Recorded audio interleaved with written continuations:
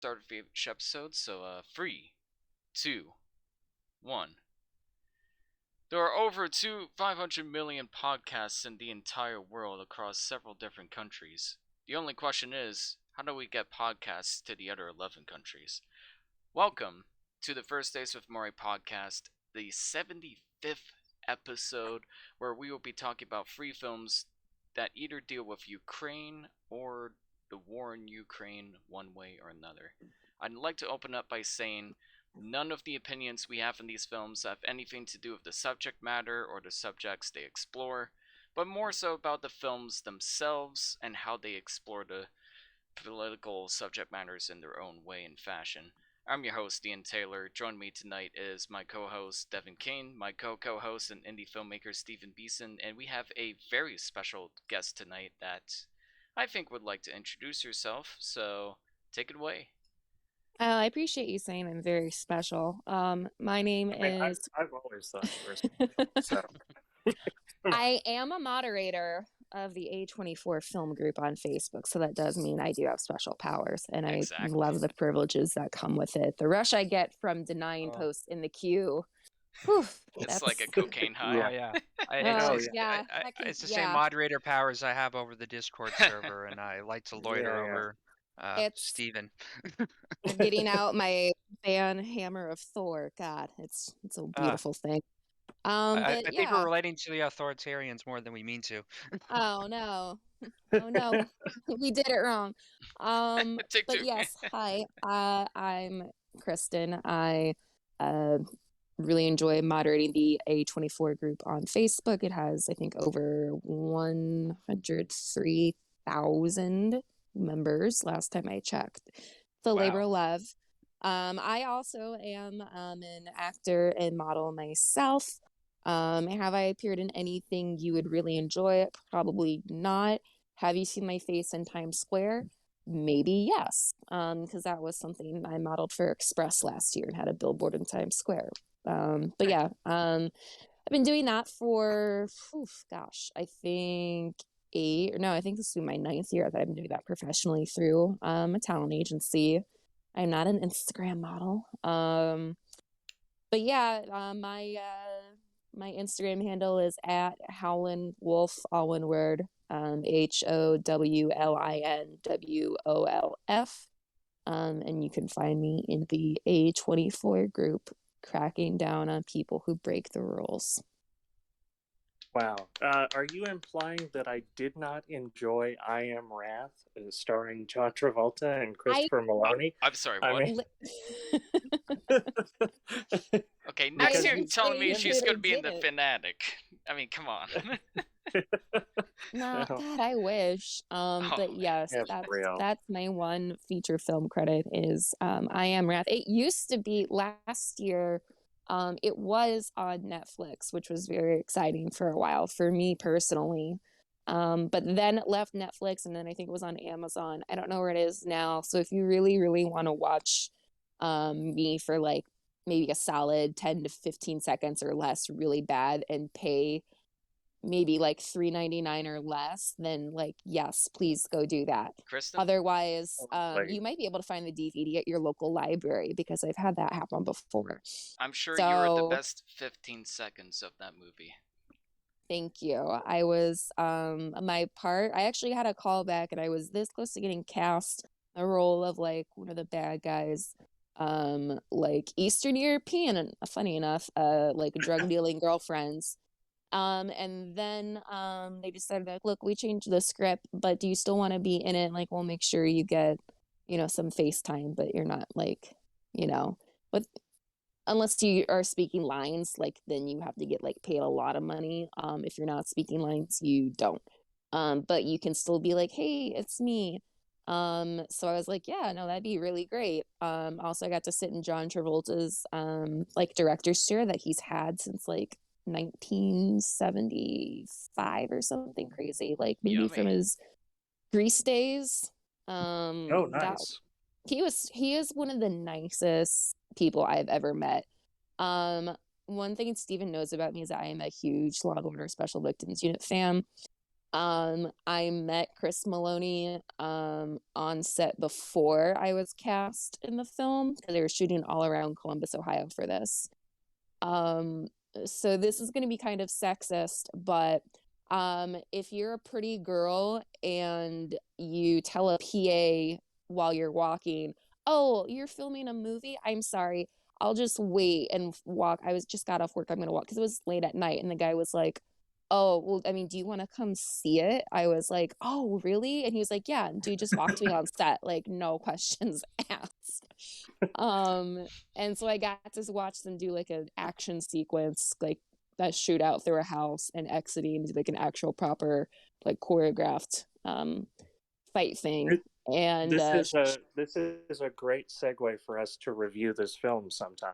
I'm putting it in the Why is this the not talked about restaurant. tonight? yeah, but if you guys remember when like Chris Farley was on SNL and they'd have the Chris Farley show and you'd be like, remember that time like when you were in the Beatles part, Paul McCartney? That was awesome. That was Yeah. basically me meeting someone I really admired and completely wanting to die, because before I ended up being in the film and he was very nice and I didn't want to be the first person to meet him, I was just like, "Hi, I've seen every episode of Law and Order," and he just looked at me and he went, "That's," and he Yeah. went, "That's great. That's really great." And I was like, "Can I get a picture?" Sure. We took a really great picture together. And then I chatted with a PA for a second, thanked him, and went back to my car. And then it hit me like, all you said to him was, "You've seen every episode of Law and Order, you idiot." Oh, wow. But he's also super nice. Yeah, Like, he's yeah. actually. I As mean, a it's Law and Order surprising. fan, I'm kind of jealous. Yeah, well, no, his career is also like. I mean, it's definitely more than Yeah, Law his and Order acting too. his acting resume is wild. Like Happy was insane. And I mean, of Yeah, course, he's you've got Wet also. Hot American Summer. Like his comedy stuff is just like the dude loves playing a weirdo, probably because if you follow him on social media, he is kind of a weirdo. And I Yeah. will say that it's a magnificent ass in person too. The internet is all about that butt. So I will say Wow. the butt Okay, is just I'm as not amazing familiar in with this person. corner of the All right. internet, but I What will are Okay, your well, check. top Steven, you've got five a rabbit celebrity hole to go down butts? to. No, I don't want to go down his rabbit hole. But anyway, back to Ukrainian films. How do we segue into we, that? that was a great segue. Oh, it's perfect. Yeah. So we usually go in release order. What is first tonight? Lord of War. So we have Lord of War, then The Tribe, then Winter on Fire. Well, how about I introduce Lord of War? I knew you'd Go want for to. it. Spoilers Yes, for exactly. all free films, by the way. I'll take on The Tribe after that. All right. All right. Lord of War is a 2005 American crime drama film. This is written and produced and directed by Andrew Niccol. Andrew Niccol, of course, the writer and director of Gattaca. This film also reunites him with Ethan Hawke from Gattaca, the writer of The Truman Show, lots of good films, and also In Time, which we don't talk about. Womp womp. Yeah. Lord of War, what's it about? Well, Nicolas Cage is a fictitious illegal arms dealer. He is inspired by the stories of several real life arms dealers and weapons smugglers, primarily based on Victor Bout. And it is the rise and fall of a Ukrainian immigrant climbing his way up the ladder of nefarious weapons dealing, drugs, all the bad stuff. Jared Leto is briefly in this movie. He is surprisingly giving a decent performance, which is always hit or miss with him. Yeah, I really enjoyed this film. I was thinking about this. There's only two films besides this that I can think of that even tackle the subject of arms dealing. And funny enough, I read the behind the scenes, and it sounded like they even had to go out of country. This was like an international co-production because a lot of United States financiers did not want to be associated with a film that might make America look bad. So During yeah, the Oh, you in don't 9/11 fact, say. era? No way. That's never all happened. in fact Cocksucker. uh, all of the illegal firearms and illegal tanks were bought were bought from illegal arms dealers Mm-hmm. who loaned them to the studio because it was cheaper to have actual weaponry than it was to build props. Which And is the a problem studio, that's led right up to Rust. oh Ooh. well, I'm not the even kidding. not even kidding, yeah. Also, this was funny. I found out that behind the scenes, the studio had to call NATO because that many tanks in one area, it looked like they were organizing a battalion. And so they had to let NATO Shit. know what they were doing so that they didn't get like blown up. Yeah. So those other two films, War Dogs, Deal of the Century, we don't talk about those. Lord of War, though, great movie, very fun, energetic crime thriller. You've got Nicolas Cage giving his cagiest performance. Oh, he is I was fantastic. quite impressed with it. What did you guys think? Well, hey, I love yeah. the opening, shot of this bullet kind of going through the production line. I think that's probably the most talked about sequence of this whole film, and I do think that it holds up quite well. Although the CG itself is a bit dated these Yeah. days. I absolutely loved Andrew Nichol's previous work, Gattaca, um, and I think that this was a pretty decent follow-up from him. I do think he made Downsizing not long out, sometime after this though, which is a real Downsizing? huh moment for me. Or no, I'm thinking of someone else entirely. Oh, that's Alexander Payne. The Oh Downsizing. yeah, If you could believe I, it, Alexander Payne, of all people, made y- that shitty movie. yeah. No, it's like these directors that have previously made great stuff and then made these like questionably odd movies later. But yeah, Lord of War. This had been on my list for like quite some time, and I do think it's a pretty great film. Although it does suffer or have the issue of how do we tackle really difficult subject matter, but also make it digestible for audiences. And I feel like that's where um, I don't know, the writing is can work or not work for it. Um, where they're trying to make this really difficult subject matter like digestible for American audiences. I mean, you have Nicolas Cage, who does a decent performance, but it's like the least convincing Ukrainian performance I've Oh, ever well, and seen. I had that. Yeah, I had that in my notes. It's like Nicolas Cage performance as a seedy arms dealer was great, but as a Ukrainian seedy arms dealer, I'm I not so kind of sure. forgot he was Ukrainian. I just accepted that by some small Yeah, miracle. Like, does And, Jared and Leto then even have a Ukrainian accent? I don't think he does. I think he at least tries. Does he? when I don't I think remember when that. they say brothers in arms, that's the only time they ever attempt even sounding There's Ukrainian. also, well, okay, there's also a scene Wow. where Jared Leto is having sex and he resorts to his native tongue or something, as Nicolas Oh yeah, Cage puts it. that's right. And there's talk about borscht. I mean, there's like there's an They do the attempt. bare I mean, minimum. as as the film goes on, they kind of just accept that yeah, this is Nicolas Cage and Yeah, he's you just gotta yeah. let him do his thing. Like, as an arms dealer, though, he's great. Like, this might actually be Oh one of yeah, my favorite 100%. performances. Like, he strikes. You gotta give Nicolas Cage the right role because he's an actor with a lot of energy. And you need a performance with a lot of energy, so putting him as this charismatic arms dealer, arguably one of the craziest and most bizarre ones out there in the world, is just genius casting because he just constantly uses his charisma and energy to essentially manipulate people into doing what he wants and trying to sell these awful weapons of mass destruction. But every scene Well, and he's in, he you're is a just, real sleazeball in this too.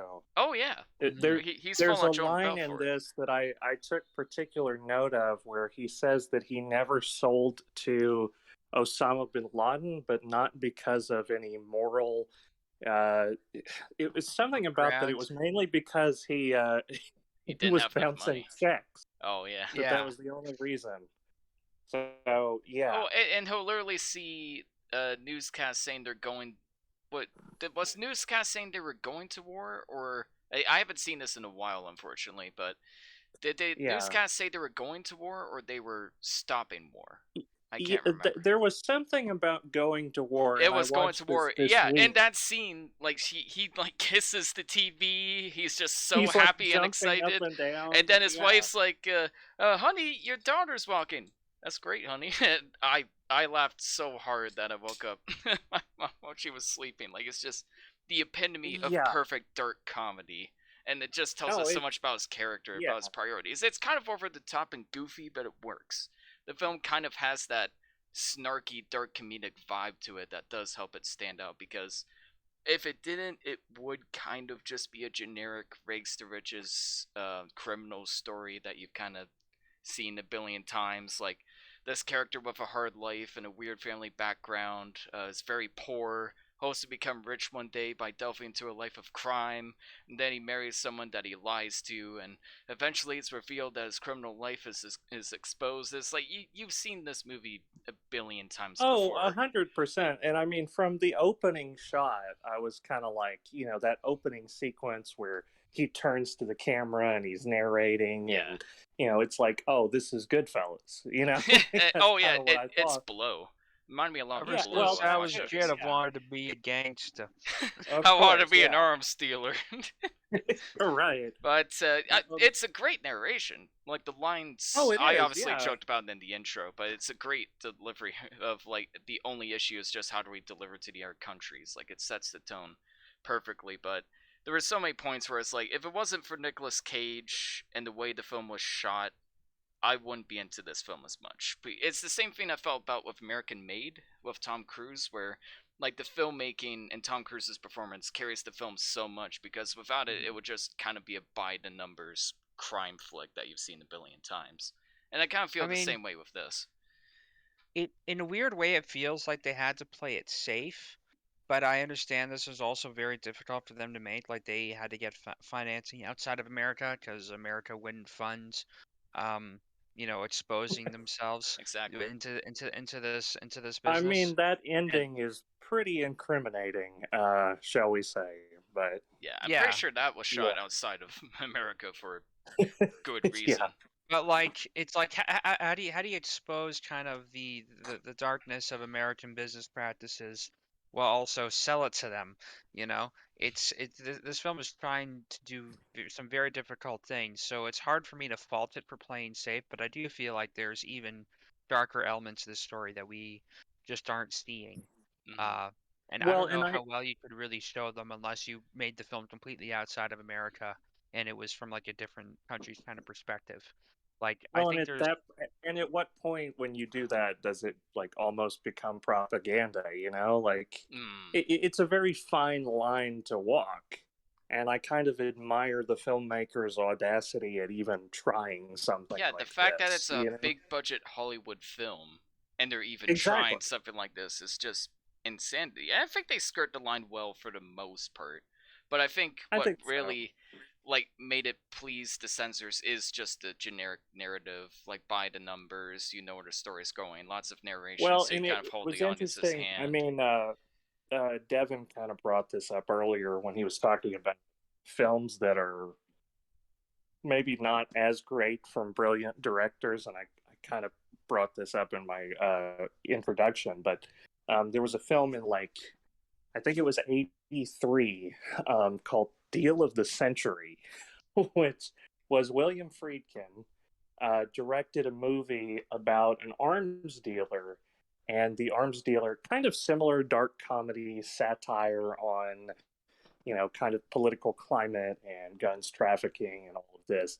And the arms dealer was played by Chevy Chase. Oh no. And it was a terrible movie I'm because, shocked. unfortunately, oh man, I'm shocked. well, here's the thing. William Friedkin, and I say this unironically, one of my favorite directors of all time, he does have a very dark sense of humor in the things that he directs and writes. I mean, Killer Joe with Matthew McConaughey is a brilliant dark That's comedy. a great movie. Yeah, it is, but for him to try and go out of his way and do just a straightforward comedy it's not exactly what he's known for. And unfortunately, Chevy Chase is not known for comedy either. So, you know, it was rough. And Didn't Wes Craven also do some like movie with him? It was like some riff on The Invisible Man, or am I thinking of a different horror was that director? Wes Craven? I, I'm I trying to don't remember. I don't It's recall, not but the I new do Invisible know what Man, you're is it? talking about. Yeah. And there I think was the River common Dogs. denominator is Chevy Chase is in terrible movies. Yeah, no. As soon as you said Chevy Chase, I knew exactly what kind of movie it was gonna be. So that Yeah, made me yeah. not want I to mean, watch but it. you can't fault Friedkin. He gave us the French Connection. He gave us The Exorcist. I'll give him Yeah, a pass. Killer Joe's a great movie. It's the only one It I've seen is. from him, if I'm being And the honest. only other thing that I can think of was War Dogs, which was basically just PG-13 Wolf of Wall Street. I It's mean, PG-13 Lord of War. Like I'll Oh, give it that. Like Lord in of a War is lot of definitely more ways, yeah. ballsy than that. Like it starts off with a yeah, child death. Like right yeah. away, that's Yeah. very. I'll give it that. That's not something you see very often in Hollywood movies. Not just a child death, but a child death in explicit, gory detail. You know what? That Yeah. shot, that whole sequence, in a weird way, reminded me of Children of God, which I don't know if you guys have seen it. Ian, I'm pretty sure you've seen it. Steven, I'm pretty sure you haven't seen it. I have not That's a seen that. that is a film that I think Is that if it City had of that God? kind You of mean? direction, City of God. If it Yeah. had that kind of direction, I think that would give this like the visceral punch that it needs. I feel like this just misses the visceral impact it's going for, or that it needs to have for you to realize that people out here like this exists, and they will, and they do, like, sell arms to Mhm.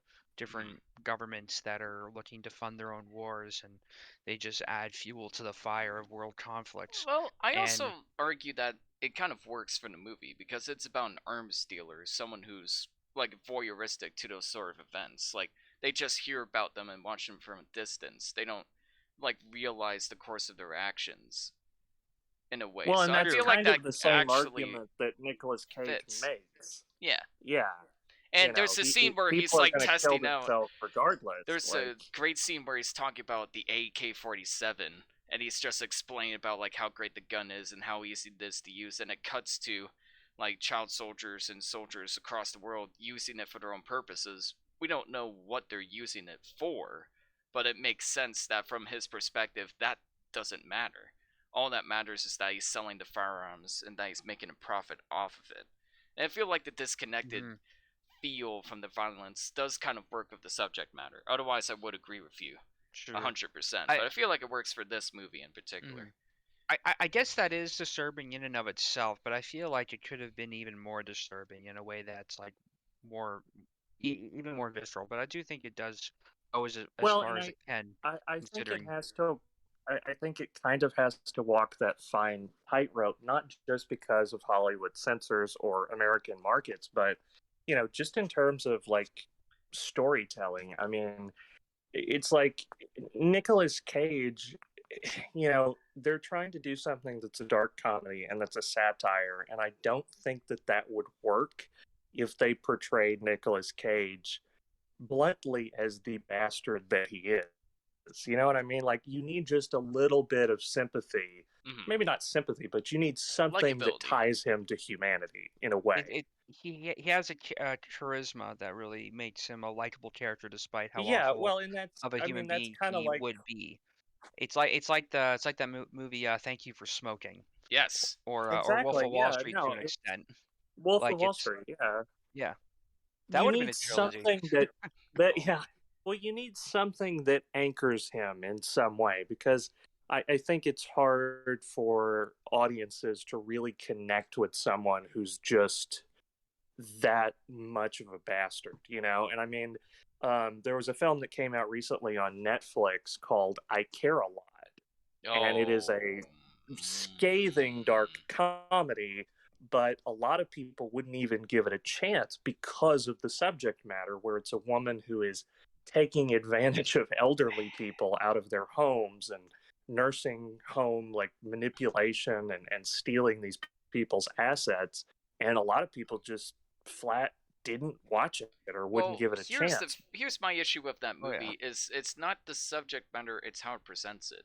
Like they basically represent that the main character is good, like she's doing a good thing, and that she had a rough childhood and a rough life, so it was really hard for her growing up. She was abused don't by think I necessarily agree with I- that. It does. it very It much does- leans into that. Well, it's not very sympathetic towards her towards the end. But It is for the rest of the regardless- movie. Yeah, But well, in a way that's like really cheesy and forced. Like, say what you want about Nicolas Cage, like yes, he's likable and funny, but it doesn't demand sympathy in the same way. It doesn't expect you to like the character necessarily. Like, it's very much going for a love to hate him sort of approach.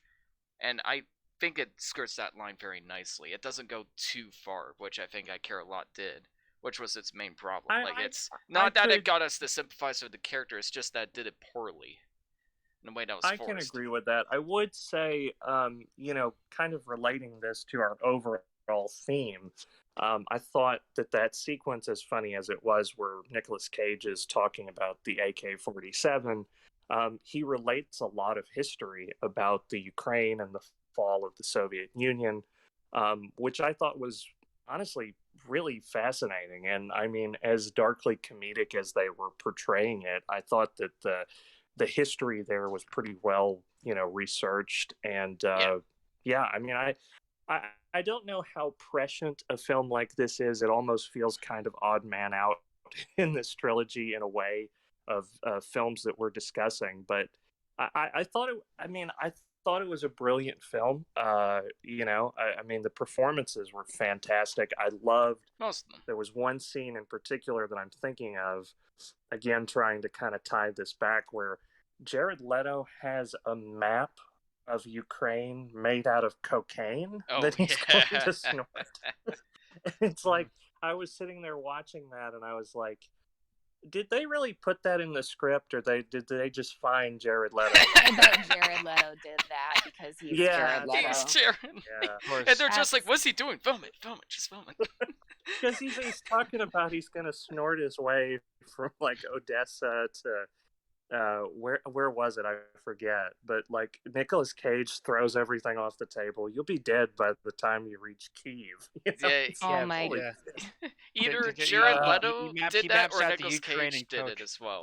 Like Nicholas, they probably did it feel together. like- I feel Oh, like. Yeah, I feel like they just found Jared Leto like that. He's such a method actor. He brought his own cocaine. Yeah, if it gives dead rats to actors, he could probably deliver Yeah. a cocaine map. And it used condoms. But, like, that was the Suicide Squad. He Yep. And I Margot think he Robbie gave still it- has one of those rats to this day. the condom or the rat? The rat, not the condom. That was what he said. He was supposed to have given used condoms to some of the actors. Well, that wasn't the And only then thing he didn't gave her. he- The Joker baby. Yeah, didn't he send Viola Davis a dead animal? Yeah, it was a Yeah, dead rat, I think. Yeah, I think Yeah. so. and he He's gave an edgy boy. Margot Robbie a The life round. audacity, first of all, to do anything to Viola Davis, but Oh, For real. I know. The irony. If there's anything Jared Leto has, it's the audacity. Even if that's This all. But, it is. facts. I think that this film was very fitting for this trilogy. The irony is that his character is Ukrainian, which is kind of a cruel irony in this context. But I think what this film does show, and even though I think there are some parts of it that are quite dated, Jared Leto's whole performance, for example, but no, I think what this film does show is that there are people who are incentivized to help start wars because it makes them a buck, and there are people who profit off of this. Like, war is a profitable thing, and this is why these senseless acts of violence occur, because someone gets paid for it somewhere down the line, and that's just an unfortunate reality that we haven't faced and isn't incriminated, unfortunately. And I think it just shows at the very least the incentive that exists out there, and it's just one of those things that has to be dealt with. And unfortunately, I think this is a problem that probably has gone throughout history. Like, his argument in the script is that this is as natural as giving birth, like killing. I mean, and It's just that it kind of scales up to modern kind of hardware and warfare like thing. Like it's a primordial kind of element where people are killing each other over territories and someone's benefiting from giving materials or insights to one side. And yeah, this is just it's a really bleak and kind of complex kind of look at that world. But it exists and it's out there, and we have to learn how to deal with that and how to. I don't know where I'm going with this. It's just Yeah, you're kind of rambling. it's a really deep rabbit hole that this film But exposes. anyway, uh, well, Did you have any Off issues to a with great it, Stephen? start. off to a great start. Yes. Yeah. We do need to talk about just briefly the performance of the president of Liberia and his son. Phenomenal. I thought they were both hysterical. I love the sequence where they're asking Nick Cage to get the Rambo gun. And, Nicolas This Cage is is like, right. wait, Rambo 1, 2, or 3? Three. And it's like, yeah, Yes. 3. seen This the is first my one nitpick, and I know you were just about to ask for closing thoughts, so this is probably my biggest nitpick. I wanted a scene where Nick Cage did a Rambo movie marathon with the guy. That would have made it a That would've perfect made it- film. Yeah, that would have been a 10 out of 10 movie if that Yeah, happened. exactly right. Real quick, also, we almost forgot the plane scene where he has to land the plane and give out hundreds of guns to he- people. It's like, He guns, gives free free guns. guns. Yeah, you got a bazooka too. You got these rocket propelled grenades. You know what those are, right? Go tell your friends, tell your children. And he just He hands just off gives all these these guns guns out in to a few everybody. minutes, and it's again the perfect epitome of dark humor. If you want to show somebody what dark humor is, you just show them the clip of that on YouTube, and they'll understand what dark humor is. That's probably yeah. my favorite scene in the movie, and like it's genuinely it's tense, and it's a great like how the hell is he gonna get away with this moment? And the payoff is just not what you expect whatsoever, but it somehow works. But also, again, Yeah. cements the message of just how easy it is to distribute firearms to people. You could literally just hand off weapons on the street for free in a desperate country, Well, and I you'd think be able this to do film it. was- And I think This that film was true. This film was endorsed by Amnesty International. This was actually like one of the most realistic portrayals of this kind of life, So I've heard. according to the experts in this kind of field. So, I mean, And yeah, It's crazy how he even got into the business from the fact that like when America soldiers leave a territory that they were occupying, it's easier or it's cheaper for them to just leave the firearms behind than carry them back. So that's how he was able to get them in the first place and redistribute them. And that's that crazy. has maybe not aged so well recently, but I Yeah. digress. Think about what did we leave anything behind recently? Oh yeah, I forgot. Anyway. I'm sorry. Yeah, my only real issues with the film are that it's so by the numbers and generic plot wise, and the film But it kind is of presented in a very it is, but at the different same time, way. it also feels like the film doesn't realize that it's kind of generic. I feel like it thinks it's a bit more clever and smart than it actually is at times. And Oh, I don't know, man. I think you're nitpicking. I think the performance of Nicolas Cage's love interest was a little bit unconvincing, but besides that, I didn't have too many issues with it. It's brilliantly shot, great editing. Nicolas Cage, please act in more good movies. I need more genuinely good performances from you. I mean, he's about to play himself coming up. Hell this yeah. summer. One of the Yes, most and I anticipated will- The I'm movies. unbearable. so jazzed. What is it? The unbearable weight of massive talent. You got it. Something like that. Such a great name. Yeah, Something like is. that. And yeah, when they said like anytime any film always advertised like, oh, it's Cage's is cagey. It's like, are you sure? Because I saw Mandy. I don't know Yes. if we can go past Mandy. Like, I think that's Touch the my shirt. peak. Are we gonna surpass the Cage of Mandy with Cage playing himself? Because I mean, Face Off was pretty cagey. oh, No, I it was lived for pretty Face cagey for the Off. first 5 minutes, and then John Travolta does a Cage impression for the rest of the movie. What's so And great about a damn Face good Off? one too. It was pretty Uh-huh. good. He was the Maybe we best could part of have the a- movie. Maybe we could have like another future episode about just Face Off because it's them then doing impressions of each other for basically the Oh rest of the yeah. movie. And It's it's hilarious. Kills incredible. me. It is a cinematic masterpiece. I mean, It's the will film's not. kind mean, of bad, but I love it. It's so yeah. stupid, but it's amazing. The It's fashion of brilliant. like 1997 too. Oh my god. Let's talk about Con Air while we're at it. Put the bunny back in the box. I saw Con Air. My parents took me to see Con Air in theaters when it came out because I'm an only Yeah. child, and so if they wanted to go see a movie without a sitter, it's like, well, we're parents. It's rated R. She can come in. And John Malkovich somehow out Nicolas Cage's Nicolas Cage. Speaking of Cyrus Nicolas the Cage, Virus. ratings. That should be the name.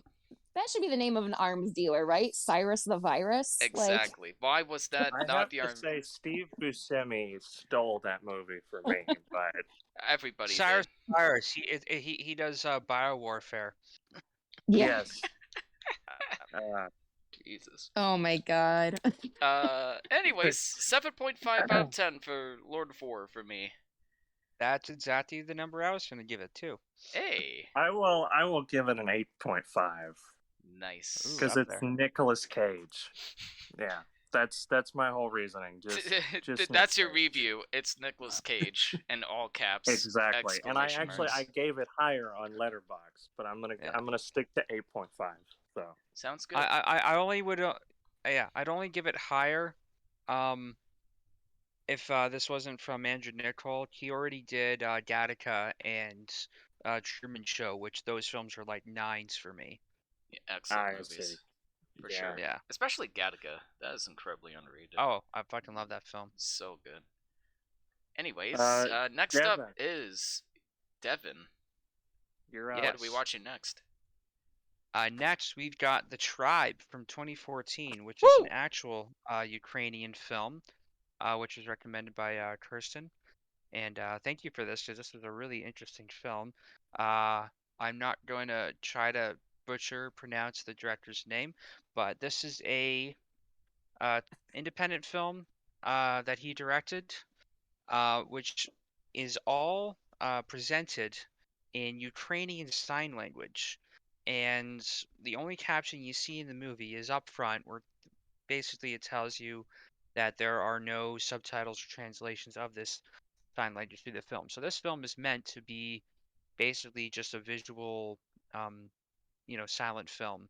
And this, can be very challenging when you first watch it, like getting into it. But what the one thing that I really appreciate about this film off the bat was just the sensibilities of the camera work and the way that they were committed to visually telling the story.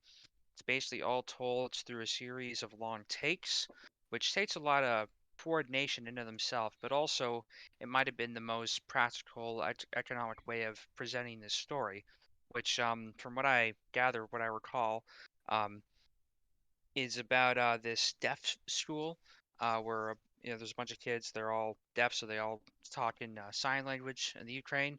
The twist is that they also appear to be part of a gang, um, and they have these nefarious means of making money, um, be it selling drugs or prostituting, uh, which goes into some very dark territories later on. Um, this was such an interesting film, and it was very refreshing to see. Although I did find it was quite challenging and difficult in some cases, and I think it just helped me realize just how much or how little of of attention span I have these days.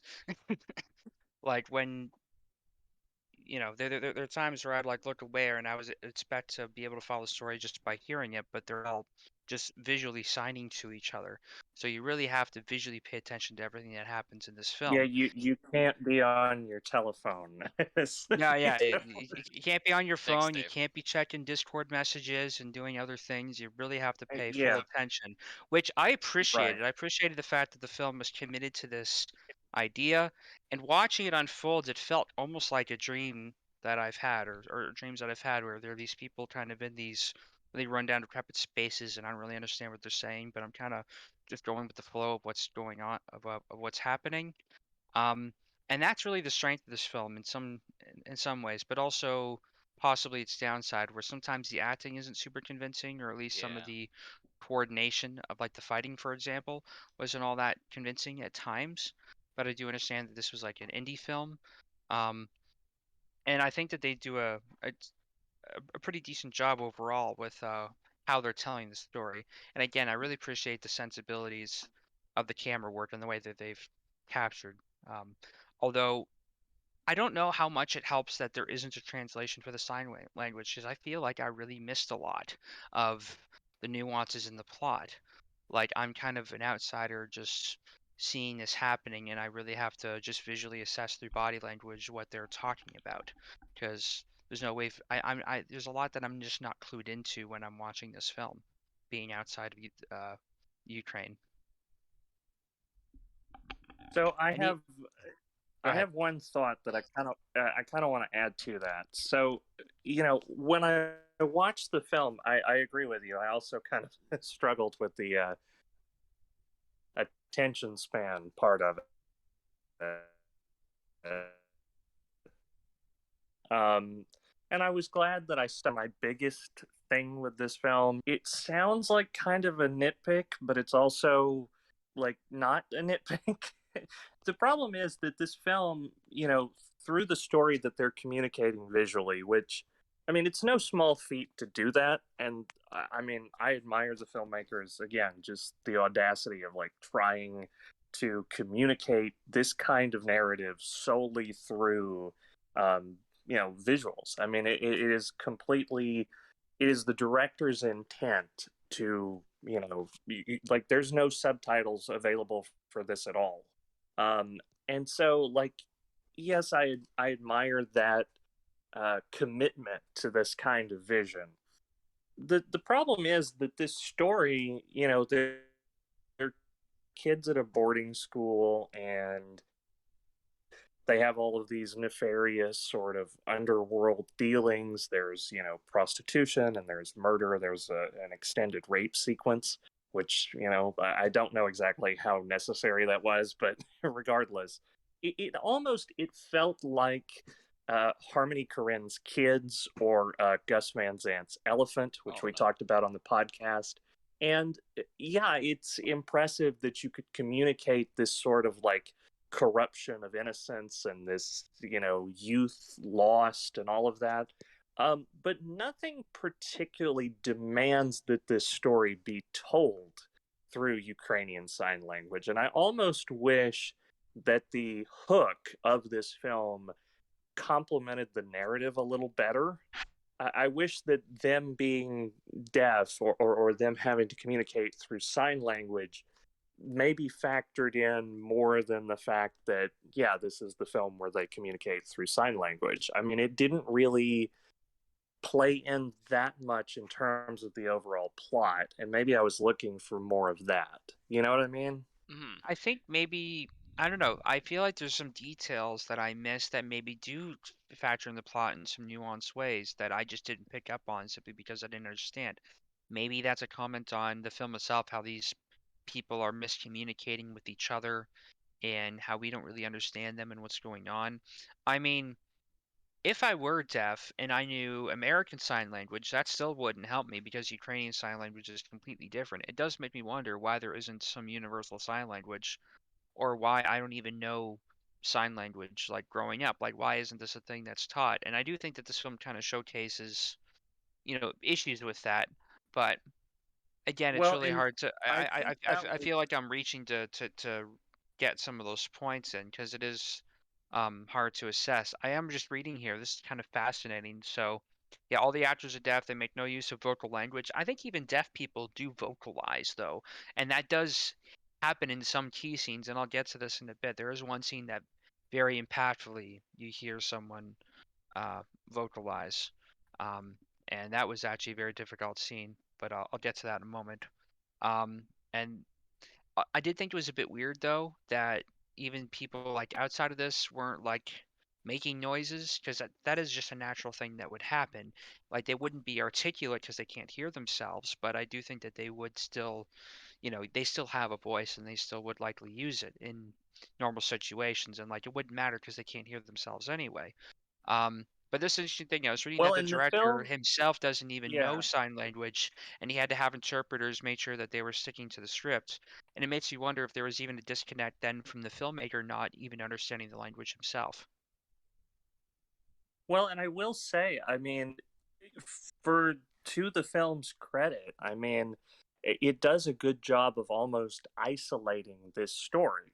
Because one of the things that I thought about going into this is like, everybody's going to speak in Ukrainian Sign Language. I mean, if they go outside of this school, surely someone's going to, speak in their native tongue, and that would almost throw the whole, thing through a loop. But it's a really, it is a very claustrophobic sort of film, and it does a good job of maintaining that narrative selling point.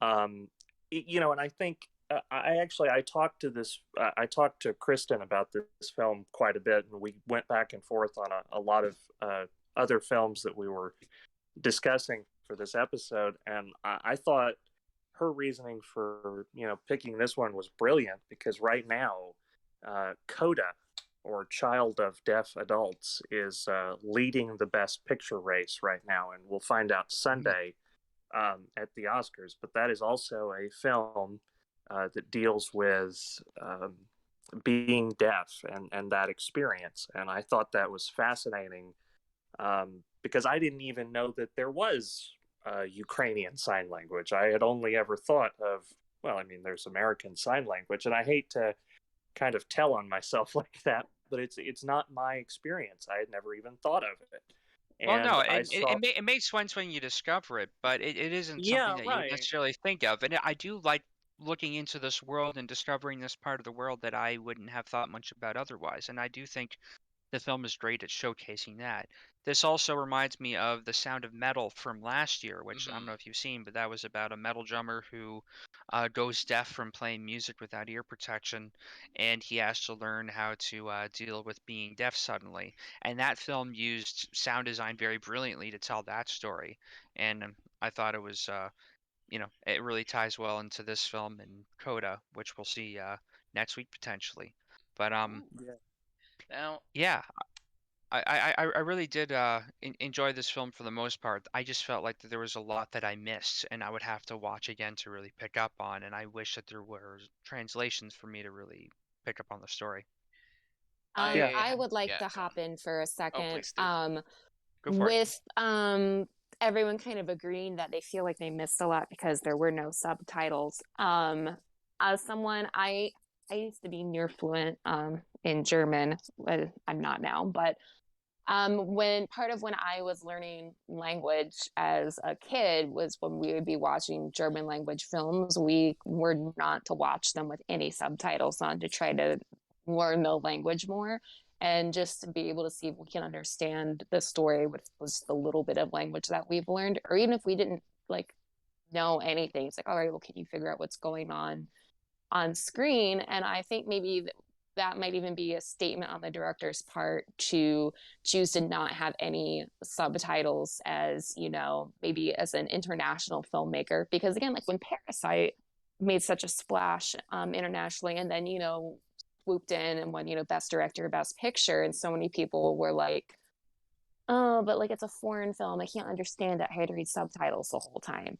And I think we're still, it's 2022 and we're still dealing with people who don't want to watch foreign cinema because they don't understand it. So I feel like there's some kind of connection there about like, this is difficult for me to personally process. And maybe that's why it's hard for me to figure out, like, do I understand the film? Do I get the message? Do I understand what's going on?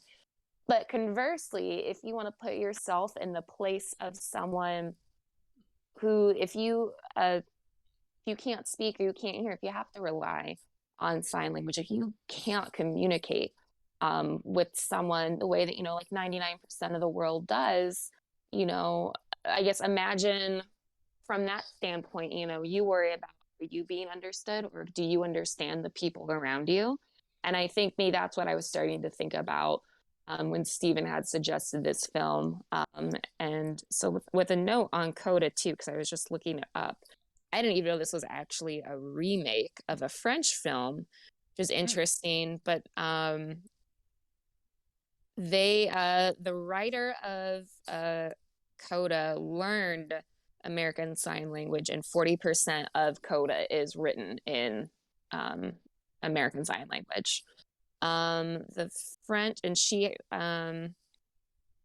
where she had, I think, secured the rights for the French version, which I'm not even going to try to pronounce it, but it's essentially, the same story with sign language. But then again, I guess for us as Americans, we think about, well, we have American Sign Language, but then we're not required to learn it.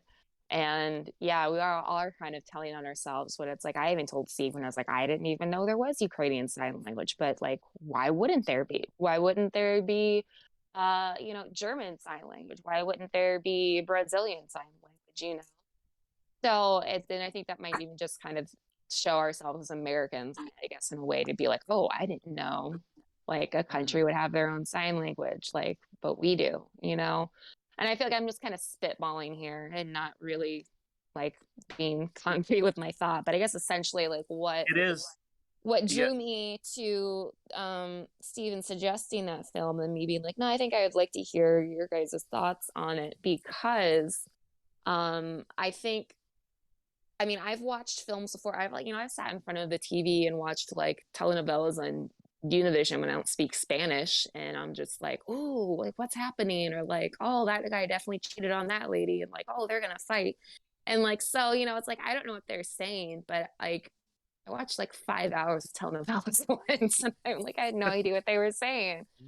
But it's like I think we as humans, like without knowing language, we can still understand, I think, generally what's going on. And I think maybe that was a director's intention, to be like, okay, I want people to be completely immersive in this, and I'm not going to make things easier for people to put it English subtitles, because these people who rely on sign language don't have the luxury of like always being able to have people understand them. Oh yeah, and I absolutely respect that, decision in this attempt to present something like that.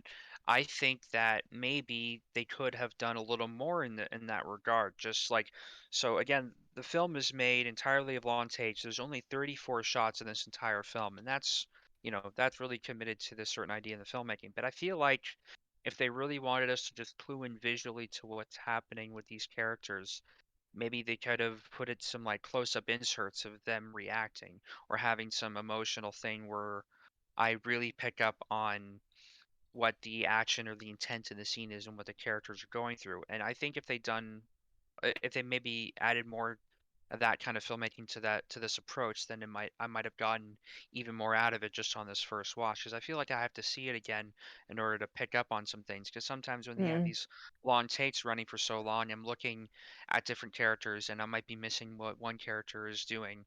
And this is actually a really interesting breakdown I remember reading some time ago, and it is talking about human communication, where the words and what people say only actually take up about 7% of communication, and then like tone of voice is somewhere around 33%, and body language is like 56%. So that is most, or like about half of communication, but it is just half, right? And so the visual language of filmmaking really needs to, step in and Mm-hmm.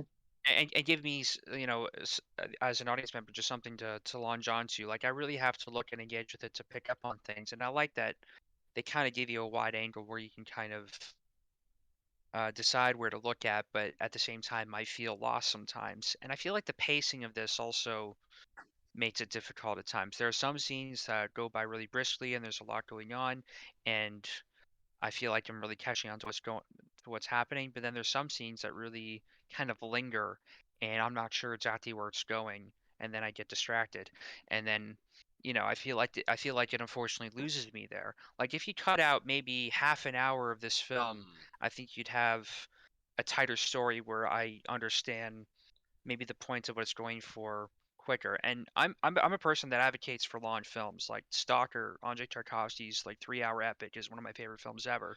But I don't know, ever since doing this podcast, I've really started to appreciate shorter films that get to the point quicker. Probably just for expediency on my end, but I do think that there's something to be said about the economy of filmmaking and visual storytelling and really making the most of this type of filmmaking. I feel like I've seen short films that have this kind of approach where it is just visual acting with some music, and they really do brilliantly in that shorter time frame. So I don't know. I'm really torn with this film because I love the sensibility and the approach to the filmmaking, but I found myself lost at times, unfortunately. And Well, I and don't I know if think that was a fault on my end or the filmmakers. I will say this: we've talked about this before with when we reviewed The English Patient and we reviewed The Usual Suspects, where there's a lot of films that play it very safe, and they win Oscars and they win awards by just kind of sticking to this middle ground, and they're not really fully committing to either the insanity of like they're just so bad it's good, or they're just masterful films that are actually trying something unique and interesting and really going all the way for it. And if anything, to this film's credit, I will say that this film goes all the way for it. It does fully commit. Absolutely. And I think that is commendable in and of itself. But yeah, I mean, and going back to what you were saying with like the long takes, that's kind of what reminded me of Gus Van Sant's Elephant, where you have these like long, sweeping takes, and it's almost at a distance. And I don't know. I mean, now I'm kind of just spitballing, but it's like, maybe that's kind of like the distance between something lost in translation. I don't know. Yeah, and it's This interesting is because I really liked that film, and you and Ian weren't huge on it when we talked about I that one. So wasn't crazy about Elephant. No, I I feel like this was think on the I same level as Elephant, in all honesty. really okay. Yeah, I would disagree with that, but I'm interested to hear your thoughts.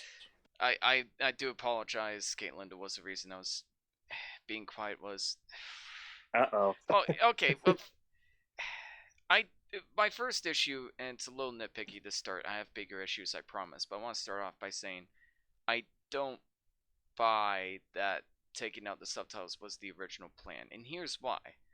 Because it doesn't feel like it was a movie made with the intention of being the visual story. And here's why. Like, maybe that's putting us into the attitude of the characters, but if you take something like Baraka or Embrace the Serpent, which is a great underrated Cuban film, I believe, those films were made for the pure intent to be watched completely visually. Like, there's sign language in Embrace the Serpent, I believe, but you don't need to be able to follow the sign language to understand what's happening. It's a movie that feels like it was made for visual storytelling in mind. Like, every frame, every position of the actors, and every bit of editing feels like it's trying to explore a story with that in mind. And the film, The Tribe, doesn't feel that way to me. It kind of feels like they just took out the subtitles and at the last minute almost. Like, it didn't have that same feel to it, which would be fine if I feel like the acting was convincing in any way, but I thought all of the acting was really stiff and awkward. And it's the same issue with Elephant, where they hired a lot of new actors. Like, most of these aren't professional actors, at least from what I gathered, but you need a good director to really bring great performances from non-actors, especially in a completely visual story. And the director just doesn't have the chops to do that. And there's so many scenes where the actors were so cold and unconvincing. They move like really awkwardly and stiltedly, like they're Well, trying and to go for an it artsy is. vibe that didn't really work for me. It just kept I pulling me mean, out of it the is kind of experience. odd. I kind of ran into this into this kind of thought, kind of going off what you're saying, where it's like I don't know that I agree that their acting was bad, but at the same Oh, time, I'm not sure how to really critique it because they are communicating entirely through sign well, language. Like, it's the how do emotions of the you? characters and the way they move. Even just Well, didn't feel sure, natural to me at all. I know, but it's like, and I actually saw one of the actresses. I'm not even going to attempt to butcher the pronunciation, but the main actress of this film was interviewed by Vice News, and they had to have someone who could translate the Ukrainian Sign Language into American Sign Language, and then someone who could interpret the American Sign Language into English just to have an interview with her. And I think that, yeah, I mean, I think that there's something to be said there where it's, you know, The I'll game of say this. broken I mean, telephone.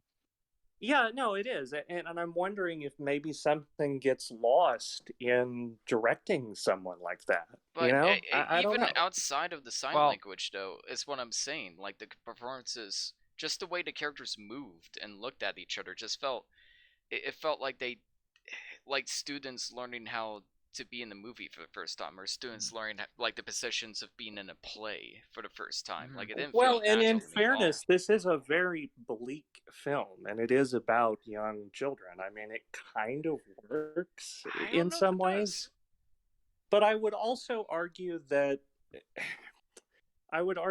the novelty or the hook of the film does kind of lose its charm somewhere Yeah, it is way too towards long. the end. There's Well, like to 30 where minutes of a potentially great movie in here, but the problem is the film keeps going and going this is well, and going. I think the this is pacing. this is how I feel about this. I feel like this is a very good like rough cut of a good film. Like this feels like a first pass where they shot all master shots, Hmm. and if they had inserted some close-ups and added some music, this film lacks any kind of music. And when you have no audible dialogue and no music, it is hard kind of to fully engage with it unless you're like trapped in it. And that can work to a film's benefit to not have music. But I feel like for like No, listening people, we need something to kind of connect latch with it on more to in a way. Yeah. yeah, Well, I that's will more say emotionally because the Ian mentioned sound earlier the design. film the film Baraka, like that's a film that is visual, but there's also tons of music in it, and that's really where you can really connect with that film Hmm. is the marriage of visual and sound. And Well, and I will I'm argue, talking as a person that can hear, so this is another right. thing. But Well, and I will argue. I mean, the sound design in this film is incredible. Yeah, that's the best part The about it for entire me. sequence, with the nightstands at the end, in particular, was, I Well, mean, brilliantly shot, yeah. edited. The sound design was incredible, and it's a horrific sequence. yeah, it's really kind of a cold ending to this film. I kind of wondered very what dark and happened bleak. immediately afterwards. But okay, I just wanted to mention the scene that grabbed me, that really got me fully immersed in this film for better or for worse, that really just like made me uncomfortable, but I thought was brilliantly done, was the whole abortion scene.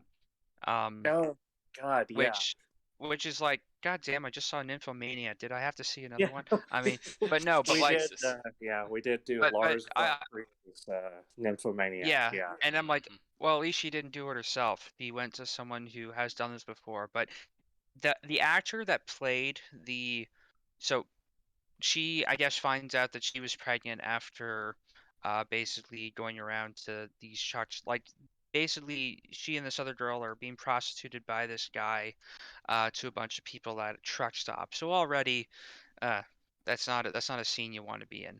Um, and they do that quite a few times. And I guess she gets pregnant from one of these truckers, and so she goes to this under the table like abortionist. It's just like an older woman in her apartment. She pays her money, and this woman's whole demeanor, she's very like cold and robotic. Like she's done this thing several times, and she's just so desensitized and very mechanical about it. Like there's just so much about her character I got completely from just how she moved and how she walked and how she carried herself. She was one of the best actresses in the whole thing for me because I just got Yeah. so much character from just how she carried herself in the scene. And like you just see her go to a cupboard and pull these metal utensils from a box and then put them on the stove. And then she grabs a rope. And I'm like, oh God, what is she doing with those? And and then you see her kind of prop the woman's like legs up in the bathtub. I'm like, oh God, like just the sense of dread and anticipation, and then hearing that actress like cry, which is the first time you actually hear her really vocalize the whole film. That was just powerful, and I was just gut wrenched, and that was the most emotionally engaged I was in the entire film. Um, and I wish I connected to more scenes that way. And it's such a like it's an awful scene, but the way they played it out was, brilliant. And I think, it just shows how Well, different. kudos Yeah, kudos to the director for being less edgy than Lars von Trier about an abortion yeah. scene. And you know what? That's a scene where it was all shot in a wide shot. There were no like visceral detailed close-ups, and this felt more emotionally engaging and horrific, like by actually being restrained. And he didn't have to like give us gory details. It was just their acting that sold it, and it was tastefully done, considering how, what they're showing. And I felt Right. even more like disturbed by it, weirdly enough, by that restraint. But I thought it was, a brilliantly done scene, for a pain I couldn't possibly fathom. Absolutely. Oh, Should we yeah. give final thoughts? Yeah, I wanted to say like the sound was the best part about the movie, and those scenes you mentioned are incredibly visceral, incredibly well done. But the whole time I was thinking, just like you said, Devin, like why wasn't more of the film like this? Like why did I have to sit for the rest of the film to get to this point? There's 30 minutes of a great movie trapped in a 2 hour mindless project, and I really could not Even more than get that, I this movie, think there's a solid unfortunately. 90 minutes here. I think I don't know. if they cut out a half hour of stuff, and if they created some close-ups so that there was more visual intrigue, or if they highlighted certain emotions from the actors that I could connect to just by looking at how their faces are, and and the way that they kind of highlight idea. Like, I think if they did more with the filmmaking, I think it would connect on a deeper level, um, and overcome the lack of subtitles and the lack of music, because those are two very powerful tools when used well to communicate an idea. And if they want to go all visual, then go all out with it, like go even further. Like, I love that they Well, shot it all in long takes, and that's great. But I feel like there was just and something missing. I mean, uh, I'm not usually a fan of this kind of long, slow cinema with very little dialogue. I mean, there are certainly exceptions. It's funny Um, because I usually am. yeah, no. Yeah. I mean, there are exceptions because I love 2001: A Space Odyssey. Obviously, I've gone on record and talked about how much I loved Nicholas Winding Refn's "Only God Forgives," where Ryan Gosling speaks like 10 lines the entire runtime. So it's not so much that there's something about this film that is ironically distant, and I can't quite put my finger on like what it is that it's missing or that it needs. But it's just something that it, I do agree. I think it needs something to kind of maybe if that's music or if that's close-ups or something to just connect it to a wider audience. And I don't know that I would ever watch this again, but I am glad that I watched it. Yeah, I am too. I'm with you I'm there. really glad that we did see it, and this is the one. Well, actually, no, this is the second like Ukrainian film that we looked at. But I like, the whole idea with this episode, and this is also part of my apprehension. But also, what I admire is seeing in other cultures films like films about themselves for themselves, and us finding ways to connect with it. Unfortunately, this one just kind of feels very bare bones, and it makes it more difficult to connect to in some ways. But there are, ways that you can engage with it beyond that, and it does force you to kind of be outside of your own, bubble and comfort zone to really Well, engage and I with it, think what's that will. going on. I think that having seen this, it definitely will be a good segue into Coda, which Hmm. is poised to take best picture. So who knows? Should We we will give by this a Sunday. rating? Yes, exactly. Yeah. Should we give this a rating? Can I go first? Oh, I'm I know what afraid you're to gonna say. ask. Well, it's just I immensely respect the ambition behind this film. I don't want to give the impression that I don't whatsoever. I appreciate them going all out. Even movies like Sound of Metal kind of cheat by using like a lot of dialogue, even scenes where there shouldn't be any dialogue for the audience's convenience. But I feel like this kind of story can be done better, and the acting was really stilted. The camera work was kind of awkward. Like kids will like push doors that they're clearly pushing for the cameraman to get through, like that. That kind of pulled me out of the experience, and just lots of little details like that just kept pulling me away when it should have pulled me in. And yeah, if it was like 90 minutes, I'd give it a 7 out of 10, but as it stands, I'm giving it a 5. I really want to like this one more than I did. Fair Ouch. enough. Well, Well, I it know what I seems want to about rate. it seems about on par because again, human communication is only 56% body language, so that's really about Precisely. on par. I'm gonna give my rating quick. This film might be the film that finally kills this joke. The longest running joke on this podcast Oh is when I God, give No. is I when I know give what you're films a doing. rating of 6.9. I'm sorry, Caitlin. This film actually has a scene of two of the actors doing a 69. Jesus Um, Christ. So that's probably the most What apropos the rating I fuck? could possibly think for it. And hopefully this film is the one that finally kills that joke. I'm going to be a little And more Kristen left the creative podcast. with my film ratings from here on out. Well, Can't I This would will wait be to the come last. back, guys. This will be the last 6.9 I'm going to give for a while. Please. I would also say that this film is pretty nice. It's a 6.9 out of 10. God damn it. Uh, I'm trying to keep her on the I, podcast. I My rude had this to, is. look, I My mom knew is you were going to do 69. that because I knew you were going to do that because Good I for her. watched the movie and I tagged like I put the timestamp in the Discord chat. I was like, this is it. This is the one. And I'm like, yeah, I saw that you tagged me there and you just wrote nice under. I'm like, I know what that means. And there it is. It does happen. And then you did the Squidward death stare after that. I'm like, uh-oh, what happened? What's Yeah, going that on? was the meme reaction to the following scene, which we talked about the abortionist. But wow. Okay. Caitlin, would you like to introduce Winter on Fire? Who? Wait, did I say Caitlin? Yeah, it's not Caitlin. Kristen, I am so There sorry. it is. See, that's how Oh terrible my- I am with names. I'm sorry. We're live and you're embarrassing me. My God.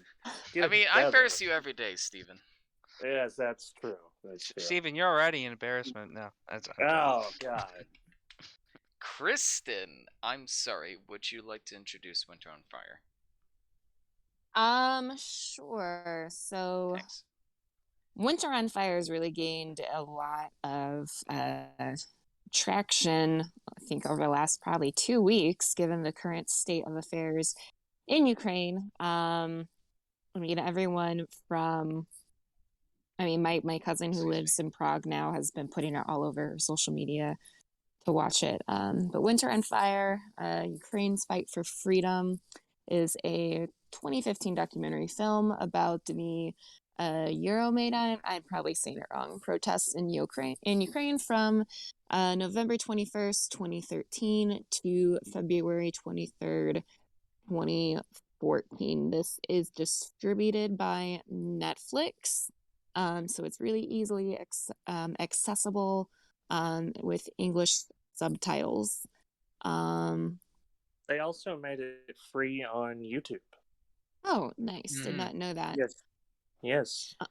For me, one thing that I talked to Steven about the other day, was how I felt like this compared to, I think, other documentaries I've watched, or I think maybe what the average person watches when it comes to documentaries. It's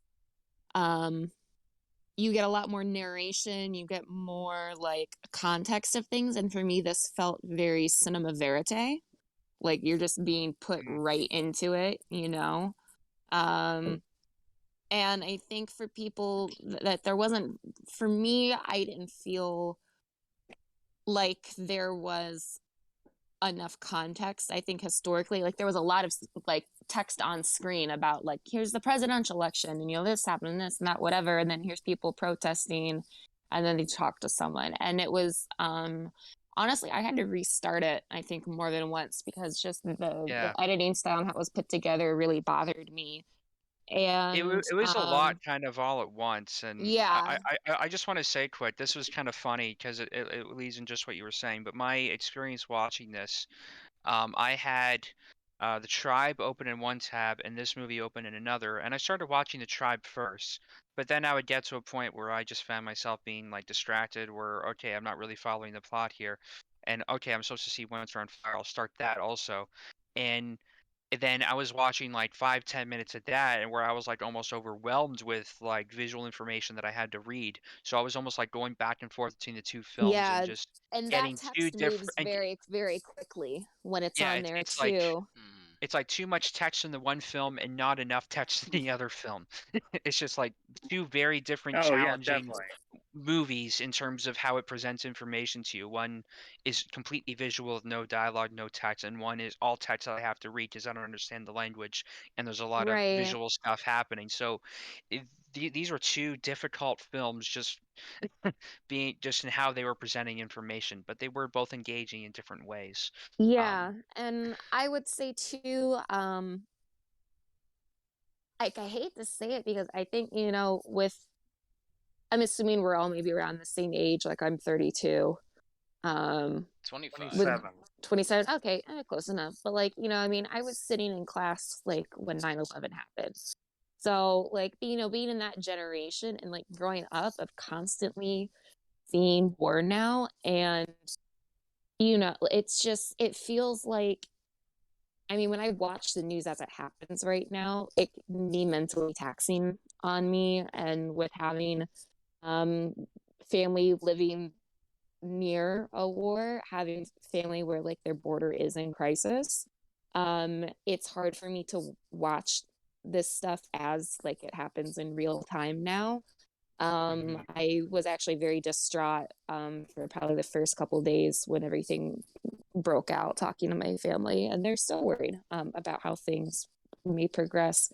But I think it speaks to, I think, our culture that, we can look at a documentary and, there's people are being shot, cities are destroyed, and it's just like, oh, it's just another, this is a real building that's been bombed. These are real people that are dead. And to almost have like, I'm not saying no reaction to it, but it's like, that's one thing I think about when we watch films like these, where we're so used to seeing death and destruction every single day on the news.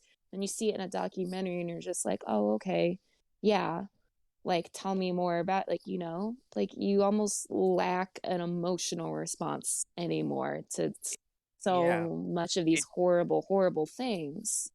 it's hard to Well, and know I think how to react these days, and this is the weird thing. It's like the first week when I heard that, Putin was bombing Ukraine and World War III was starting, I was so emotionally like invested and like, oh shit, this is happening. And then suddenly all my, you know, I was kind of like emotionally, mentally on high alert. And then after a week, I just kind of had to switch off from it. Um, and this is the bizarre thing. It's like I'm not in the war zone, but I'm mentally exhausted hearing about it. But Yeah. at the same time, I'm living in relative peace, and I should be grateful for that. And like I can't it can't compare to the people that are actually in the middle of this right now. Like this is like nothing in comparison, but it is fascinating just how oversaturated our media is and how quickly we kind of get mentally exhausting hearing about things. And I mean, this is just a complete different media landscape to what we've like well, and been I used mean, to historically. Like, people used to not know anything outside of their own communities back in like the medieval ages. Right. Like I well, remember hearing a statistic yeah. that like a week's worth of, I think it was like the New York Times newspaper. This is back when newspapers were relevant. Like a week's worth of information in that newspaper is more knowledge than anybody like peasant in the medieval ages would have ever encountered in their entire lives. So we just are overwhelmed with information beyond what we can actually mentally, like physically comprehend. And I think, we're watching this play out more and more on social media too. I mean, it's been playing out on social media, and Hmm. not just Ukraine and many other places as well. But oh gosh, I'm sorry, I just lost my train of thought for a hot second. That's alright. I think one thing that I did notice about this, and then I had to kind of go look at it, because I was noticing it right off like the bat. I was like, something doesn't look right here. And it was interesting to note, and I saw that this was in the controversy, that the film received criticism for showing several neo-Nazi symbols and flags, used by extreme right-wing protesters, but it was left uncommented on in the film. And I had another webpage open just now to look at it. And when the director had been questioned, I think by Mashable and someone else, like about, why didn't you, talk about this? And because it's a very complicated situation. And then this is why it plays into, we don't want to be, it's very clear that there's a right and a wrong side of what's happening right now. But I don't want to go into a big political discourse aside from, I think that should be clear as far as it goes for the actual politics of Ukraine and stuff leading up to this, and especially just like so much corruption in former Eastern like bloc countries, former USSR states, to not address the neo-Nazism, which you keep seeing, Putin and pro-Russian people, keep making these statements, that is something that we really missed a chance to talk about, because they were protesting against like the same guy. But then, so it's like when American government, we have all these split groups of people and we all don't believe the same thing. We have far right people in the US, obviously, and we have far left people, we have everything. But to show this massive event happening and to not comment on, we also had fascists here, I think that does a disservice to the people. But the director's actual quote in this interview, I pulled up a minute, I don't have it pulled up now, but he said, "I'm a filmmaker, not a journalist." Well, so, and that's always the thing, as a filmmaker, you're going to present your version, I guess, of the story. But even then, if you're making a film about an incident that happened, I personally think as a filmmaker, you don't know, you're not a journalist, but I do think you should have responsibility to when it's a documentary. Well, like, here's the thing. You're a that's the filmmaker. thing. I'm sorry. Go on. But yeah, like, you're a filmmaker. Yeah, okay, you're not a photojournalist. That doesn't mean that you shouldn't leave out something massively important that we can see on camera. We can see the symbols. And we know from reading about the events what also happened and these other factors that you chose not to comment on and you chose not to just discuss at all. And to me, it feels almost a little bit unethical to have this, and that these people are there, and to not say that they were there, if that makes sense. No, I Well, agree. If they showed the footage, then I don't know. Maybe he might have thought that sufficed. He may not have known what to comment on it exactly, but he did have footage of it, so he just showed what footage he had. I mean, I don't want to speculate exactly what the intent was well, I behind I that, or will. if there was. I don't think that they're omitting details necessarily, but there is something to be said about showing things more matter of factly. I do think the editing of this feels like conventional kind of documentary, maybe a little over edited, where my understanding of cinema verite comes from, like, I guess the 1960s is when whole movement blew up. I think of films like Alan King's Warrendale, or like these really fly in the wall kind of films where it is just these long take shots from these Bolex cameras, and you really are just seeing uh, kind of very raw footage of what's happening without much commentary at all. That's what I would think of cinema verite, where this has a lot of dialogue and narration kind of explaining what's going on. So it is presenting a side to it, I suppose. Um, but yeah, that's Well, just modern I will say filmmaking this. versus vintage.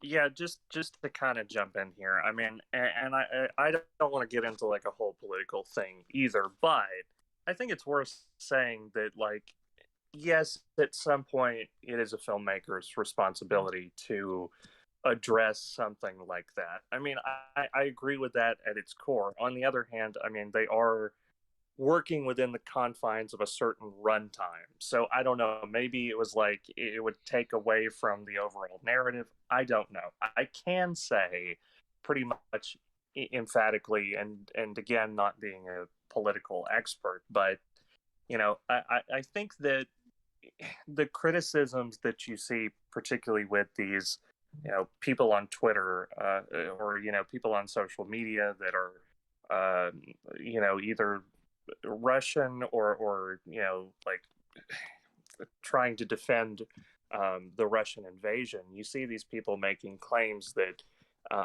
it's an attempt to denazify, like to remove Nazis from Ukraine. And I think, I think that that's a really gross sentiment because, it's kind of like Kristen was saying. It's like, you can't just bomb Texas because there's a lot of Klansmen in Texas. I mean, unfortunately, people that have these very dated racist or anti-Semitic worldview, they just, they exist, and that is a complication of society. Yeah. And as far you as know, neo-Nazism in Central and Eastern Europe, that maybe the last 20 years or so has started to rise up, and especially if you have time to look into it, you'll see this with particularly football fans, like soccer fans. That became a thing, and this isn't a Ukrainian. You see it in Poland and other former Eastern Bloc countries. I mean, that's the thing. I mean, there is a legitimate political party of neo-Nazis in Slovakia right now. I can't think of the other countries off the top of my head, but like they actually had like seats in parliament. They had the 2 seats in parliament, but then they just lost more seats at the last election. I forget which one it was because I was following it very, very closely with my family because they're very, very nervous. But there are legitimate neo-Nazi political parties that are allowed to exist, and people can vote for them into their country's government. So that really is a thing that is happening. The way it's being framed in the current narrative by the aggressive country, it's not. It's yeah, I'm not the one to go into that conversation, but it's a very complicated, long conversation. well, But yeah, I mean, definitely, and I mean, isn't that?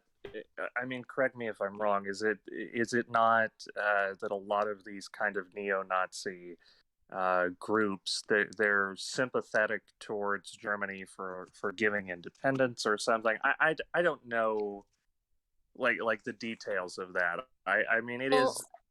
I mean, I can say at least for the one specifically in Slovakia, which thankfully lost seats in the last election. Like you could go to their party website in the English language version, and they spell everything out, and it's not necessarily, they don't really even say anything necessarily about Hitler. That they don't even necessarily label themselves as like, yes, we are Nazis, but they have a very like, they've got like, here's what we stand for, and it's what you would expect. But it also, personally, it sounds like what a lot of I would expect people in the US to believe. There's a lot of like, very, like no belief in homosexuality and like gender norms. Like Christianity needs to be the religion of the state. Yeah, And sort of radical, things think, yeah, very, like so just your evangelical. typical, yeah, Yeah, but in a militaristic way.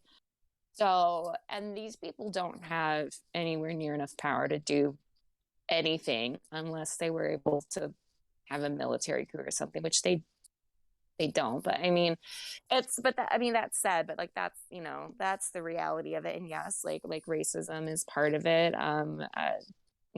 Gender and religion, yeah, it's all involved with it. You don't necessarily see them, it's not like it was in the 30s and 40s and before that of specifically targeting Jews. It's a lot more, I think, carefully worded as like your Christian identity is being taken from you as a European, and especially with the way that there's been waves of immigration, refugees coming into Europe.